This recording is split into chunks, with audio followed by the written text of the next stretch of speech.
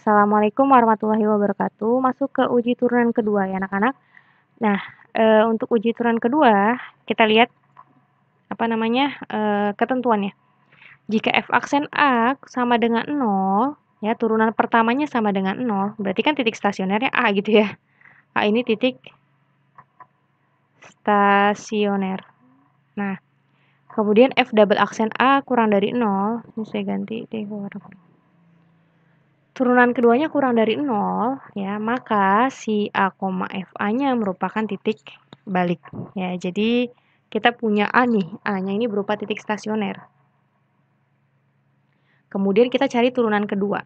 Ya, jadi A titik stasioner, kemudian kita cari turunan keduanya, kemudian substitusi A ke turunan kedua. Nah, habis itu kalau misalkan dia nilai kurang dari, maka dia merupakan titik balik maksimum dan A-nya merupakan nilai maksimum. Gitu ya kalau uji turunan kedua. Nah, kalau kurang dari berarti dia maksimum, kebalikannya. Seharusnya kan kalau kurang dari 0 ya jelas dia pasti minimum seharusnya kan, karena negatif kurang dari 0, tapi ternyata enggak, kebalikannya. Kalau kurang dari 0 berarti dia maksimum. Kalau dia lebih dari 0, maka dia nilai titik balik minimum. Kemudian untuk titik belok, kalau misalkan kita punya titik stasioner A, kemudian tadi turunan pertamanya kurang dari 0, untuk X-nya kurang dari A, dan F double aksen A atau si A-nya disubstitusikan nilainya sama dengan 0, maka dia titik belok turun. Paham ya? Jadi kalau F aksennya kurang dari 0, maka dia titik belok turun. Kalau F aksennya lebih dari 0, maka dia titik belok naik. Ya. Terus syaratnya tadi turunan keduanya harus sama dengan 0. Oke? Nah, ini dia contohnya. Kalau ini udah langsung ya. Diketahui fungsi f(x) sama dengan 2 sin 2x min v per 2. Dengan 0 kurang dari sama dengan x kurang dari sama dengan v. Tentukan titik stasioner fungsi dan jenisnya. Ini soalnya sama seperti yang tadi, tapi kita cobain pakai turunan kedua, uji turunan kedua. Dari contoh yang pertama tadi ya, contoh 1 nih, ini kan contoh 2.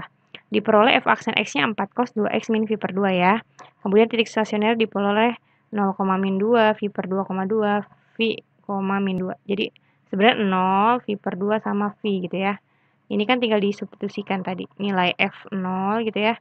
F v per 2 dan fv. F0 itu min 2, fv per 2 itu 2, fv itu min 2. Nah, kemudian turunan kedua.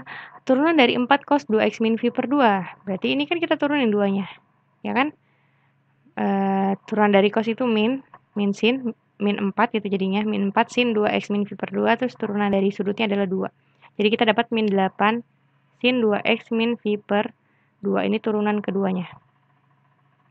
Kita substitusikanlah titik 0, v per 2 sama v ini. Ya, titik stasionernya kita substitusikan ke turunan keduanya.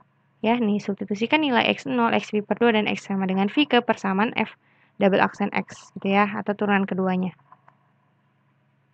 Maka hasil substitusinya adalah sebagai berikut. Ketika kita masukkan 0 ternyata didapat nilainya 8. Berarti kan f double aksen x-nya 8 itu kan nilainya lebih dari 0. Karena dia lebih dari, berarti kebalikannya dia minimum. Paham ya? Oh, ini enggak ada ya, v per 2 ini maksudnya. F double aksen v per 2 diperoleh nilainya negatif 8. F double aksen x-nya berarti kan karena negatif 8 itu kan kurang dari 0 ya. Maka dia maksimum. Nah, titik balik maksimum ya. Ini titik balik minimum.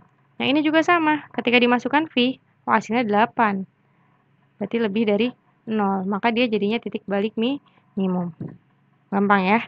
Sebenarnya gampang untuk turunan ini. Uji turunan kedua sejujurnya lebih gampang ya. Kita tinggal nggak perlu pakai itu namanya apa, grafik-grafik itu yang tadi ya, nggak perlu. Kita tinggal cari aja turunan keduanya. Kalau dia kurang dari ya berarti maksimum, kalau dia lebih dari ya dia minimum. Kebalikannya. Paham ya? Jadi terserah anak-anak mau pakai turunan pertama, uji turunan kedua itu terserah. Di sini Ibu hanya menerangkan caranya. Oke, mungkin sampai di sini dulu penjelasan mengenai titik balik fungsi ya. Kalau misalkan ada yang mau ditanyain silakan lewat WhatsApp atau Google Classroom. Terima kasih atas perhatiannya. Ibu akhiri, assalamualaikum warahmatullahi wabarakatuh.